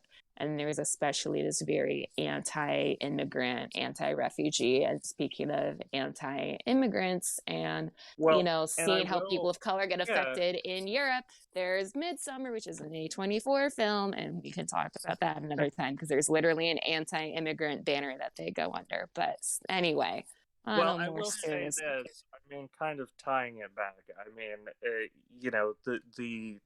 the alt right or these Nazi groups, whatever you would like to call them, Yeah. um, they're all are known. essentially, in my mind, the same thing. You can call them what you want to call Sure. them. Right, They're, but you know, but what I'm saying is, I mean, they are known for essentially hijacking high profile things like this to try and spread hmm their propaganda. Um, Devin and Ian are both in Canada, and there was a lot of, talk about, well, have these like Nazi groups infiltrated the truck protests. And yeah, so because I knew someone around it's almost Ottawa that was showing a bunch of stuff like Nazi flags at protests, and it was just like, right. And what so is happening? it's almost hard to tell like what is legitimately, you know, those kind of groups. And I don't know. I mean, it's a giant clusterfuck in a way. Yeah, we live in a That's kind of very the thing. I scary get it. time with deep fakes and everything too, where it's I That's think the it's other right to thing. question things, but And it's so, when but Mhm. maybe okay. And And that's I the other mean, thing is like this situation's unfolding, and I think every news outlet and on both sides of the thing, Russia will have their own propaganda, America and us will have our own propaganda looking at this issue. It's really hard to know exactly what's going on these days because everybody has an agenda. I mean, it's just hard to know what to trust. Clusterfuck is the most apropos phrase I've heard, yeah, which is why I think it's so exhausting because it's like, yeah, this isn't yeah, good. I'm not for war. War bad. Uh, some Nazis guy needs to bad, put but that Putin guy yeah. in his place, you know? And No.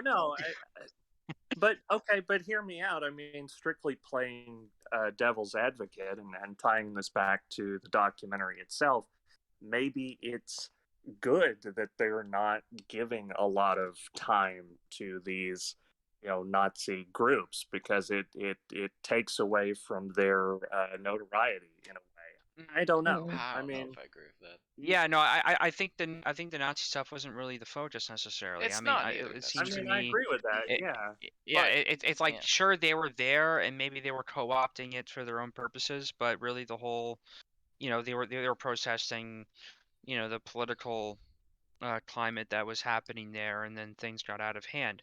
And this film actually reminded me of a film I remember seeing that also made me equally frustrated and kind of distraught at the nature of reality and human conflicts. It was this native film Kinesataki. that Kanesatake, that was it. We had to watch this when we were in like Canadian cinema, and this was a protest that happened in Montreal, where they were wanting to build a golf course on some reserve land, and that situation just became an absolute clusterfuck where they were, peacefully protesting, and the people that were there to build stuff just kind of, I guess, ultimately got away with what they were there for, and the whole Mm.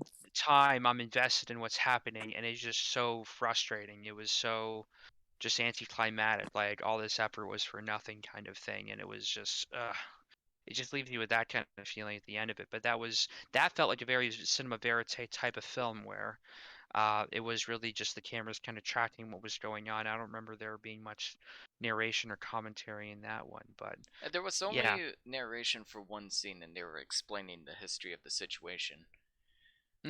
Just to And bring you up to speed, I guess, and then you just yeah, sort of saw how things unfolded Yeah. and and went then back it and just goes forth. right back to the story. And this And film, then I yeah, think, sorry, I was gonna jump in real quick and just say, for me, I think it's important that people see this, but for someone, especially right now, everyone's it's really trending again. To have a film try to give more context to what's happening or show you like here's this protest and whatever, and it just jumps in very, very rapidly, like here's this election and here's this president and here's that. I don't think the average person is going to really be able to understand what they're watching, and I wish there would be more context of like what had been going on prior to that, or maybe there just needs to be, mhm, I don't know, another documentary paired with it that gives you even more of a background of Ukrainian history, and not just like, all right, there was an election this year and then this happened, okay. because All right, let's no get one into the said story. Yeah, it. For me, like, I mean, because I know a little bit about just like, the general like feel of the region. I'm not Ukrainian, but I think the average person that has no idea about anything, let's say east of Germany, right? Let's say that maybe. Really has no knowledge of European history and know what's going on in Ukraine now, or like, oh, I heard about this, let me watch this film. They just get bombarded with like, here is this election and here is that. I don't think that's going to be enough context. But does it need to have more context? I don't know. I would have liked to have gotten more than just feel like I'm sadly just kind of watching again what I'm already watching in real time, except people can't protest because there are just bombs being dropped. Yeah, I mean, I it agree 100% with you. Like the whole time, sorry, I want to step in. go The for it. whole time, like I was just thinking, there's something missing here. Like, what am I missing on? And sure enough, I did my own share of reading, and on top of the neo-Nazi issue, there were also plenty of like pro-Russian Ukrainians that were completely against the protest and were actively like trying to work against it. But the film would almost have you believe that like every Ukrainian is like on the side of the revolution. Like, yeah, we're banding in this together. We're all working together. But that's not the case at all. And I almost feel like the film's a little bit insulting because the impression I get is that it feels like they have to lie and exaggerate a lot. And I understand almost every documentary does this to an extent. Even movies I love like Baraka or Man on Wire or Ken Sataki, but what Ken Sataki nailed more than this film is that it felt more nuanced. It felt like it was willing to admit the issues from Yeah. the pro side as well. Like, yeah, there were some people that out of line. Yeah, sometimes what they were doing was questionable, and sometimes they didn't manage the situation properly. But this film, it felt like I was watching Les Mis at times. Like, it felt, I really don't want to say it, but I gotta say it. It did feel a little like propaganda at certain points. And I'm not saying, like, I'm against the Ukrainians at all. Like, that's not what I'm saying, but I am Yeah, saying a no, and story I like think it's this fair to needs more say what you're nuance saying and because Yeah. respect. I feel like propaganda the has such real a world. negative connotation. Yeah, Mhm. it's like the Diet But it Coke isn't a version of negative what's thing. We happening. all have Yeah. our own viewpoints, and that was my thing with feeling a little, I guess, feeling a little cheated that I could see things but weren't talked about, like when I Yeah, mentioned the no, like symbols and flags and whatever. And I think also what people are trying to understand with the current conflict is that in the regions that the Russians do have like control over now and have already been like under conflict for the last couple years, like when I remember there was that Malaysian flight had been shot down. There are ethnic Russians that live in Ukraine, Exactly. and there are Ukrainians that speak Russian. Not all Ukrainians speak Russian, but it's like it's an ethnic conflict, and too. So it's just like I am not the one to really speak on it either. But without people understanding that this is a sovereign nation, but there is a sizable minority of ethnic Russians versus ethnic Ukrainians. And I saw just in the last week, there's actually been, I guess, a sizable amount of Ukrainian refugees going into Russia, though. But my parents were like, why? And I'm like, well, what would you rather do? Yeah. Cross farther east to be safe where you don't really want to be, but at least you're going to be safe from the invading country, or are you going to try to go a couple 100 miles in some other direction and get shot or bombed with your family? I would probably take the safer option, even if that's like not where I want to be. Yeah. So it's really like hard, difficult. Like it's a catch-22, and this is the like the real world situations are a lot more complicated. It's hard to know what's right yeah, and what's wrong in the situation. I feel like some films do a good job at showing the nuances and the complications better than others, where this maybe tries to simplify things or tries to keep things more clear cut in a way Neat that little maybe bow. doesn't represent the reality, but yeah. I do creates think this. it's very important for people to see, because overall I strongly believe people need to get as much knowledge as Mhm. possible on any current conflict. You should also just want to be smart in general. But if this is a stepping stone for a ton of people, then I applaud that. And, Yeah. it's all made us go read more about it anyway, because we didn't quite get 100% what we wanted from it.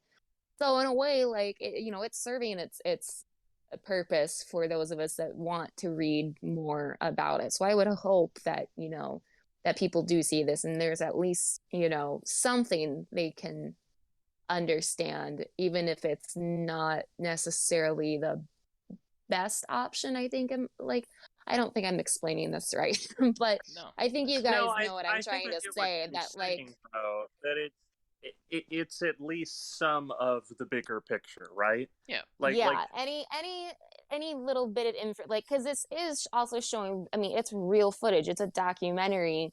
There's some parts that, like, I didn't that weren't in it that I wish would have been in it, like I'd already said, but it's at least something that people can watch and go, okay, so this only happened a couple years ago, basically.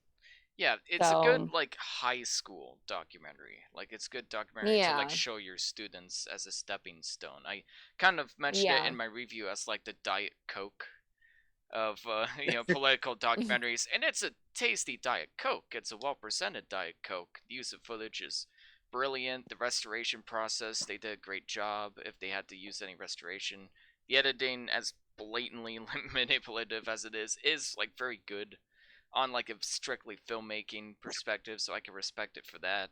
And it is an important subject matter, but at the end of the day, it's just a Diet Coke. I feel like I'm a little unsatisfied, a little empty after processing it, which is not how I want to feel for a documentary like this. I Well, mean, I feel just kind of uninformed about the issue still. Like, I feel like I'm Yeah, just even more confused about what's happened over there. Like, this should have hopefully given me like context to what's been happening. This happened basically in like 2012, 2013, I think, or 2013, 2014. But I don't know, I feel even more lost by the end of it, which is, well, I kind of will. the opposite effect that you'd want to have a documentary to have, where, I want to feel up to speed and I want to know what's right and what's wrong, but Well, I I will don't know. say, and I kind of brought this up to Kristen too. It's like one of my favorite examples of like a true cinema verite film is Medium Cool, which is in the Criterion Collection, and I almost feel like it's cheating to bring that up because it is. A lot of it is narrative that's shot like a film, Like and docudrama with cinema verite kind of stylings to docudrama. it. Yeah, yeah, and Yeah. I feel like this is more. I mean, it kind of leans into that, but it almost feels like a Michael Moore kind of documentary in a way, yes, in its own way. But yeah, I mean, I agree that it's at least a good, first step into kind of understanding this, kind of conflict that I mean, and I posted this in the Discord chat too, where it's like the conflict in Eastern Europe between Russia and the Ukraine goes back to the 1100s. So I mean, yeah, you're not going to get all of this history and all of this experience and all of these different actors, whether they're acting for their own best interest and trying to co-opt these kind of movements or otherwise. You're probably not going to get that in a 90-minute Netflix documentary regardless. But I think that it does add some context, and I think that at least having that context is better than not having any at all. And that's I think true. especially you have so many people nowadays who are coming in and trying to comment on this war and this growing conflict and how it relates to them specifically, and they haven't even watched this. They haven't watched anything equivalent to this. They are sitting at home and they see a headline on the news or they scroll through Facebook or Reddit and they try to jump to assumptions. And I think now, especially, is not really the time for a lot of people to be talking. I feel like it's a time to listen and to learn and to, just kind of understand that, I don't know. I mean, it's not something as clear cut as, well, when Trump was president or when Biden was president or, if this would happen or that would happen. I mean, there's a lot of nuance, and I don't know. I mean, it's like I said, it's not something that you're probably going to get from a 90-minute Netflix documentary to begin with. But for all, intents and purposes, as far as 90-minute Netflix documentaries go, it's pretty well done. It does have its issues with pacing. There was a couple of times that I felt lost in the overall plot. Kind of going into what you guys were saying, where they were kind of jumping around quite a bit. But yeah, I mean, it's not an easy situation, and it's definitely it's rough. I don't know. It's as a film overall, I think it's well crafted. I think it's well made. But yeah, not the whole picture. Yeah, what would you guys give it out of 10? Who wants to start? I mean, this is a really hard film to really rate numerically, just because it feels like it very much relates to an unfolding situation. And I mean, it's ironic, but I think very fitting, Stephen, that you said that maybe this isn't a time to actually be talking, but to be listening and trying to understand Yeah. the situation. And here we are talking about it. Yeah, right. Which was part of my apprehension into doing this episode to begin with, just because, like, man, this is still a fresh situation, and I don't want to say anything definitive about it. I don't know if I have any definitive to say about it, other than war bad. Don't do that. Like, I wish more people saw the movie Come and See, and like like we did last year, and I thought that was Well, a and pretty good case to yeah, not do anything like this again. But here it is happening. sure. Well, and I mean, it's it is. There are certain definitive things, right? Like, Nazis bad, war bad, communism bad. I mean, those are all kind of like, you know what I mean? But it's like, nukes bad. Don't well, Yeah. Yeah, watch One guy Fred's, sets everybody. off a nuke, the next guy's gonna set off a nuke. It's mutual assured destruction. Watch Fred's. Uh-oh. I think we lost Kirsten. did Kristen, we lose no, Kristen? please. Oh, she's No. back. Oh, She's no. back. We lost back. you. Thought you Yeah, lost. I couldn't hear anything for a minute, and I was just like, We're just giving "Oh, her final no." thoughts. Oh, That's all. we were just meandering, Oh, going okay. back and forth. I have a hard time rating this. I'm gonna give it a 7. You wanted to give it a 6.9, didn't you? I'm giving it a 7. I swear to God. I can feel the urge. I'm giving this one a 6.5 out of 10. It's very well made, very well shot, very well edited, but I needed more. I just needed more from a story like this. I think that's fair. left me feeling a I little don't know if empty. I'm overwhelmed or underwhelmed by it. That's fair. Yeah, I'm kind of somewhere in the middle. I'm gonna give this a 7.5. I think that's a fair rating. I admire the, I really admire Netflix, if nothing else, for making this film free and readily available to people on YouTube. If it wasn't You for don't- what's going on, They would never do that. No, I understand, but in light of recent events, I think that is a great thing of them to just, and again, it's not the whole picture, it's not the whole situation, but just that part, and I think it's interesting, because the documentary, correct me if I'm wrong, ends on this kind of footnote, where it talks about, they don't know what's in store next for Ukraine after this kind of revolution. And I just think that is incredibly poignant in hindsight. Foreshadowing. That's true. Yeah. Really dark foreshadowing. So for me, that's where I was at.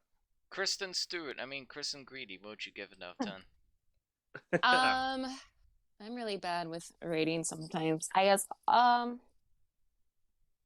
Could be out of 5, could be a letter rating, could be out of 90.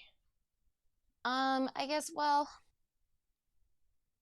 I'll give it maybe, I don't know. I don't want to say no rating and be neutral, but for the sake of meeting a rating, let's give it a solid B to B plus, I guess, for the sake of information needing to be readily available And I think, for just the way that it's footage on the ground, it starts off by showing Rebel, and then it goes into our little, here's what happened. I think it's important to show, boots on the ground, what's happening, talking to, the average person that's there, not, a bigger talking head. So, yeah, overall, I would give it a pretty solid score because I do think for even with its faults, it's important.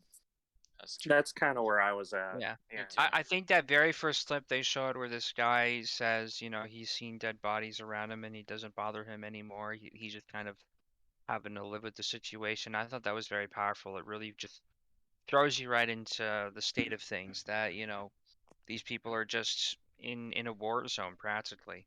And they're just in this kind of survival mode. And that is, if nothing else, important to empathize with, understand, and just know how to be in that kind of situation and just try to survive for Yeah, better for worse. it's a Yeah. terrible situation. Our hearts go out to everybody in Ukraine. If you're listening to us right now, thank you so much for listening, and thank you to Kristen, who was a fantastic guest this episode. Yes, probably the best we've had in a long time. I am recommending her to take your place. Oh, I thought Alexis was taking my place. Anyone. She knows how to run point. Twitch. You say that with every guest that we get on I'm here, just trying Steve. to get rid Yeah, of well, you. every guest is great. Every guest we get on here is great, including you, Kristen. Well, Thank you, Kristen. and thank you, Steven. I will Thanks say, for Steven, having if me. it weren't for Erin, you guys wouldn't have like the rivalry. You guys are the perfect foil for each other. Yeah, no, well, and like it's, say 24, one doesn't. It's perfect. It's great. yeah. Yeah. I Well, wouldn't know who to moderate between if it weren't for you two. What's in store for us next week, Devin? Is it Slava Ukraine? Is that how you say that? Slava Slava Ukraini, which is glory to Ukraine. Yes, and fuck communism. So that's I've been waiting all episode to say that. So yeah, that was Steven saying it, not anyone else. But next week we are. Thoughts are his own. Oh yeah. Oh, well, Next week we is are that going even a to. controversial take. I mean, come on, It is if you're a communist. Well, they're not. So, but go ahead. Oh, Christ. That's a Anyways, controversial take. People are people, despite what they believe in, and that's the thing that people on the political extremes tend to miss, and why I think the further you are on an extreme, the dumber and more dangerous you are. That's my take. Probably fair. Extreme centrism. That's my hot take. So next week we are going to fully dive into American escapism and watch the Oscars, which was originally I was going to try to shoehorn covering Ukrainian stuff and then covering the Oscars, and then the whole the idea of the episode was going to be called Ignorance is Bliss, but we thought, that's too much to tackle in one episode and really too convoluted. I'm really glad we did. Yeah, no, that would have been it. That would have been a clusterfuck to try to talk about this in the middle of the Oscars. I mean, oi. So yeah, next week tomorrow the Oscars are happening. They've cut out a lot of things, which kind of Honestly, sucks. I put the TV on in a panic in the middle of this conversation like an hour ago because I thought today was Sunday. Yeah. No, Usually it's like if you have a really good nap on a Saturday, sometimes you wonder like, wait, I thought is today Sunday? Yeah. Is it Saturday? I went to a concert last night and I usually don't go out a ton and I was like, wait, what day is it? Oh yeah. Who did you see? I've been asking what day it is since like March 2020 though, honestly. I saw Poppy last night. She was sick. Yeah. Is she still playing the black metal stuff that she did for a little bit? Yeah, because her new album is still in that vein, but also maybe a little bit more into just like some good like alt rock with like the metal it's still like hard rock into it. She definitely did some screaming. It was I wanted to scream too from all of It's my so crazy feeling. to me Should how have done it. hyper pop just injected black metal into it. That's so awesome to me. I mean, That's an Yeah. interesting I don't mix. know. Yeah. It's just these two genres you think shouldn't be on more polar ends of the spectrum. They kind of just circle back around in like a horseshoe or a circle. It But weirdly all works together, but also just seeing her live finally, because everything kept getting like canceled and rescheduled due to COVID. Whenever she screams in a song, I feel as a woman that feeling like when you watch the scene of everyone screaming together in Midsummer towards like the climax, that's what that does for me. That It is makes me cinema. feel good. So good for Okay. her. yeah, no, that's awesome. I'm jealous that I missed that. But yeah. So next week we're covering the Oscars. We're not exactly sure which films yet. I have some ones that I really want to talk about soon. Well, I think we're Um, waiting to see what the best picture is, and then we'll yeah. cover that especially. But Yeah. But hopefully we Coda, can talk I think will Yeah, go probably on. be on there just because it ties into what we talked about this episode. and But Licorice Pizza, hopefully that was my pick. yeah, But hopefully. I was gonna say Interesting to Power of the see Dog and Don't Look Up if just to spite Steven. yeah, it'll be oh, interesting to see how it plays out because I was actually just about to message Stephen. I guess I could put it in the I don't know if I want to put it in the live chat or not, but there was a CNN article about how like the Oscars aren't what they used to be, and they're like, let's be real, like Coda's gonna win, and it's fine. Coda's a great film, but they like literally wrote like they're like, but Coda also offends literally no one, and they went on how in the past we'd have these Best Picture winners that were like a lot more complex, and now it seems like it's a shoe-in that very like really kind of predictable is the way they were describing it. They're like, this is a great film, but we also have these films. But then, social media came after all these people about Power the Dog and like King Richard and this and that. And it's like, it was more of a commentary on how a lot of people hated on West Side Story just for existing. But once I started watching it on like Disney Plus and whatever, they actually really liked it. So yeah, it's social media ruins everything, but Yeah. not us talking about movies. And That's not very our different. podcast. Not Because us. and not We're- no, the definitely Feel, not us. but yeah, feel free to share that article because we love hot takes like that, let's see and it. we're all about sharing these and sussing them out. Pop So culture feel is bad, but not our pop culture and not the Call of Cthulhu one-shot live stream that we're currently aiming for April 16th, might be April 9th, so stay tuned for that. This will be a one-shot campaign about a group of adventurers delving into the lost city of Atlantis. Devin and Steven will be joining me for the campaign, along with many others, including animator Drew Adams and Riley Ray, both who have been on the show before. I can't wait for that, and I can't wait for the next episode. And thank you guys so much for listening. And is it Thursday or is Saturday yet? Have a great night, guys. Stay tuned for No, Conan don't play tricks on the date with me like that. I don't appreciate it.